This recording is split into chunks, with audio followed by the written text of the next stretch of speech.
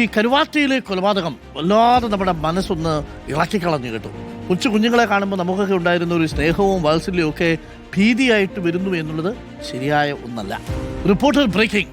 കരുവാറ്റയിലെ കൗമാര സംഘത്തിന്റെ കൊലപാതകത്തിന്റെ കൂടുതൽ ഞെട്ടിക്കുന്ന വിവരങ്ങൾ പുറത്തു വരുന്നു. പ്രതികൾ ആദ്യം തയ്യാറാക്കിയ പദ്ധതി വീടിന്റെ ഓട് പൊളിച്ച ശേഷം ശിവൻകുട്ടിയുടെ തലയിൽ വലിയ ഒരു കല്ലിട്ട് കൊലപ്പെടുത്താൻ വേണ്ടിയായിരുന്നു. 2017 പുറത്തിറങ്ങിയ സ്പൈഡർ എന്ന തമിഴ് ചിത്രം കണ്ടാണ് ഇങ്ങനെ കുട്ടികൾ പദ്ധതിയിട്ടത്.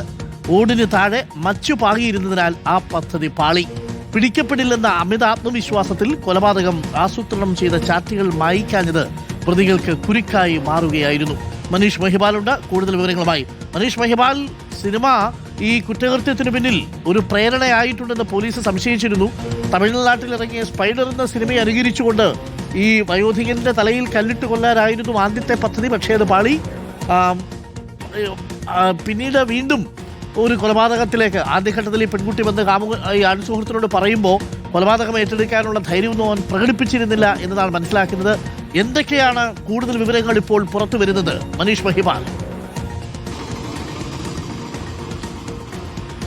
അരുൺകുമാർ, ഇന്നലെ തന്നെ ആലപ്പുഴ ജില്ലാ പോലീസ് മേധാവി വ്യക്തമാക്കിയതാണ് ഈ ഒരു കഥയ്ക്ക് പിന്നിൽ സിനിമയുടെ ചില പശ്ചാത്തലങ്ങൾ കൂടിയുണ്ട്. സിനിമയുടെ പ്രമേയം എവിടെയൊക്കെ ഇവർ ഇവിടെ അനുകരിച്ചിട്ടുണ്ട് എന്ന് ജില്ലാ പോലീസ് മേധാവി പറഞ്ഞു. ഇപ്പോഴിതാ +1 വിദ്യാർത്ഥിയുടെ മൊഴിയാണ്, ഈ പ്രതികളിൽ ഒരാളായ +1 വിദ്യാർത്ഥിയുടെ മൊഴിയാണ് പുറത്തു വന്നിരിക്കുന്നത്. ആദ്യം പദ്ധതി ഇട്ടത്, അതും 13-കാരിയുടെ ആദ്യത്തെ പദ്ധതി വീടിന്റെ ഓടിളക്കി അതിന്റെ അകത്ത് കയറിയ ശേഷം പിന്നീട് കല്ലിട്ട് കൊലപ്പെടുത്താനായിരുന്നു. 2017 പുറത്തിറങ്ങിയ, തമിഴിലും തെലുങ്കിലും പുറത്തിറങ്ങിയ AR മുരുകദോസിന്റെ സംവിധാനം ചെയ്ത ചിത്രമാണ് സ്പൈഡർ.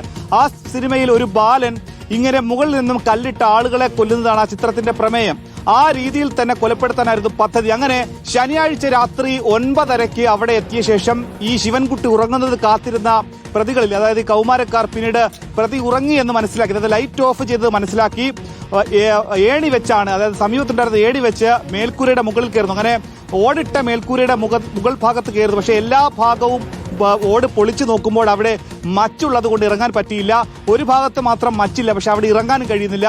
അങ്ങനെ അവിടെ വെച്ച് പദ്ധതി മാറ്റുന്നു എന്നാണ് ഇപ്പോൾ അറിയാൻ കഴിയുന്നത്. അങ്ങനെ അവിടെ വെച്ചാണ് പെട്ടെന്ന് പൊടുന്നനെ വാട്സാപ്പിലാണ് പുതിയ പദ്ധതി വരുന്നത്. അവിടെ വെന്റിലേഷന്റെ ഭാഗത്ത് വലിയ ദ്വാരമുണ്ട്, അതിലെ ഇറങ്ങാമെന്ന പദ്ധതി 13 വയസ്സുകാരി അപ്പോൾ പറഞ്ഞു തരുന്നു. അങ്ങനെയാണ് പിന്നീട് ആ പദ്ധതി മാറ്റി പിന്നീട് ആ ദ്വാരം വഴി ഒരാൾ അകത്ത് കയറുന്നു, പിന്നീട് വാതിൽ തുറന്ന് മറ്റുള്ളവരെ അകത്ത് കയറ്റുന്നു. ഇവിടെ ആദ്യം ഇവർ തീരുമാനിച്ചിരുന്നത് ഒരു വെഹിക്കിൾ കൊട്ടേഷൻ, അതായത് വാഹനം ഉപയോഗിച്ചുകൊണ്ട് ഒരു അപകടം ഉണ്ടാക്കിയുള്ള കൊലപാതകം ആദ്യം ഇവർ ആലോചിച്ചിരുന്നു. അതിനു വേണ്ടിയിട്ട് ഇവർ കരുനാഗപ്പള്ളിയിലെ ഒരു കൊട്ടേഷൻ ടീമുമായി ബന്ധപ്പെട്ടിരുന്നു. അവരോട് ഈ വിവരം പറഞ്ഞിരുന്നു, സ്വർണത്തിന്റെ പണം തരാമെന്ന് പറഞ്ഞു. പക്ഷേ അവർ ഈ കൊട്ടേഷൻ ഏറ്റെടുത്തില്ല. പിന്നീട് വിഷം കൊടുത്ത് കൊല്ലാനുള്ള പദ്ധതി തയ്യാറാക്കി. ആ പദ്ധതി തയ്യാറായില്ല. അങ്ങനെ മൂന്നാമത്തെ പദ്ധതിയായിരുന്നു 2017 പുറത്തിറങ്ങിയ സ്പൈഡർ സിനിമയിൽ എന്ന പോലെ ഓടിളക്കി മുകളിൽ കയറി കരിങ്കല്ല് കൊണ്ട് മുകളിലേക്ക് ഇട്ട് കൊലപ്പെടുത്താൻ. ഇങ്ങനെ കൊലപ്പെടുത്താനുള്ള കാരണം സാധാരണയുള്ള കൊലപാതകത്തിൽ ഉണ്ടാകുന്ന സങ്കീർണതകൾ ഒഴിവാക്കാം. അതായത് ആൾ ഉണരുന്നു, ഉണരാതെ തന്നെ ഉറക്കത്തിൽ അയാളുടെ മുഖത്തേക്ക് വലിയ പൊക്കത്തിൽ ആഴത്തിൽ ആ കല്ല് പതിക്കുന്നു, പൊടും തന്നെ മരിക്കുന്നു. അതാണ് ഈ ഒരു കൊലയുടെ പ്രത്യേകത. അതുകൊണ്ട് തന്നെ മറ്റു കൊലപാതകത്തിന്റെ സങ്കീർണതകൾ ഒഴിവാക്കാൻ വേണ്ടിയായിരുന്നു ഈ രീതി തെരഞ്ഞെടുത്തത്. അത് പാളി. ഇത് പിടിക്കപ്പെടില്ല എന്ന് ഉറപ്പ് ഉള്ളത് കൊണ്ടായിരുന്നു വാട്സപ്പ് ചാറ്റ് അവർ ഡിലീറ്റ് ചെയ്യാതിരുന്നത്. ആ വാട്സപ്പ് ചാറ്റ് വിനയായി.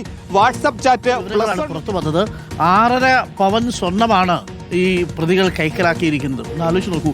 പക്ഷെ ഒടുവിൽ ഈ പെൺകുട്ടിയുടെ പശ്ചാത്തലം അന്വേഷിക്കുന്ന സമയത്ത് ആ പെൺകുട്ടിയുടെ പശ്ചാത്തലവും ഒരുപക്ഷെ സമാധാനപരമായി നേരെ ചൊവ്വേ ചിന്തിക്കുന്ന ഒരു കുട്ടിയുടെ ചിന്തയാകാനുള്ള ഒരു പശ്ചാത്തലമായിരുന്നില്ല എന്നാണ് മനസ്സിലാക്കുന്നത്.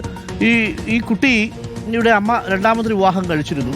ആദ്യഘട്ടത്തിൽ ഈ കുട്ടി അമ്മയെ വലിയ ഇഷ്ടമായിരുന്നു, അമ്മയ്ക്കും വലിയ ഇഷ്ടമായിരുന്നു. എന്നാൽ രണ്ടാമത് കല്യാണം കഴിച്ചതോടുകൂടി അമ്മ തന്നിൽ നിന്ന് കൂടുതൽ അകന്നു എന്ന് ഈ കുട്ടി പലരോടും പറഞ്ഞതായി ഇന്ന് ചില മാധ്യമങ്ങൾ റിപ്പോർട്ട് ചെയ്തിട്ടുണ്ട്. അപ്പോൾ പലതവണ ഈ കുട്ടി വീട്ടിൽ നിന്ന് ഇറങ്ങിപ്പോയിട്ടുണ്ട്. അങ്ങനെ പോകുന്ന സമയത്തൊക്കെ പിന്നീട് തിരിച്ച് കണ്ടെത്തി കൊണ്ടുവരികയും ചെയ്തിട്ടുണ്ട്. അപ്പോൾ കുട്ടിയുടെ മനസ്സിന് സമാധാനം നൽകുന്ന ഒരു സാഹചര്യം ഉണ്ടായിരുന്നില്ല എന്നുള്ളത് വസ്തുതയാണ്. അതാണ് ഒരു പരിധിവരെ മനസ്സ് പാളിപ്പോകാനുള്ളൊരു കാരണം. പിഞ്ചു കുഞ്ഞുങ്ങളാണ്. അവർക്ക് ഈ കൊലപാതകം, ഈ കുറ്റകൃത്യം, ഈ പ്രതികാരം എന്നൊക്കെ പറയുന്നത് മുതിർന്നവർ ചിന്തിക്കുന്ന അർത്ഥത്തിലോ ഡയമെൻഷനിലോ ആകണം എന്നില്ല. ഒരു സിനിമ കണ്ടിട്ട് പ്രചോദനം ഉൾക്കൊണ്ട് ഈ കാര്യങ്ങൾ ചെയ്യാൻ പോയതാണ് ഇവർ. അതുകൊണ്ട് നമ്മൾ കൂടുതൽ ശ്രദ്ധിക്കുക. നമ്മുടെ കുഞ്ഞുങ്ങൾ, അവരുടെ മനസ്സിലുണ്ടാക്കുന്ന ചെറിയ ആഘാതങ്ങൾ പോലും വലിയ രീതിയിലുള്ള ബുദ്ധിമുട്ടായിട്ട് മാറും. കവി പറയുന്നത് കുട്ടികൾ കവിതകളാണ് എന്നാണ്. നാളത്തെ പൗരന്മാരാണ് എന്ന് മാത്രമല്ല, അവർ child is the father of man എന്നാണ്. അപ്പോൾ ആ കുഞ്ഞുങ്ങളുടെ മനസ്സ് അത്രമാത്രം ക്ലിയറായി നമ്മൾ സൂക്ഷിച്ചു വെക്കേണ്ടതുണ്ട്.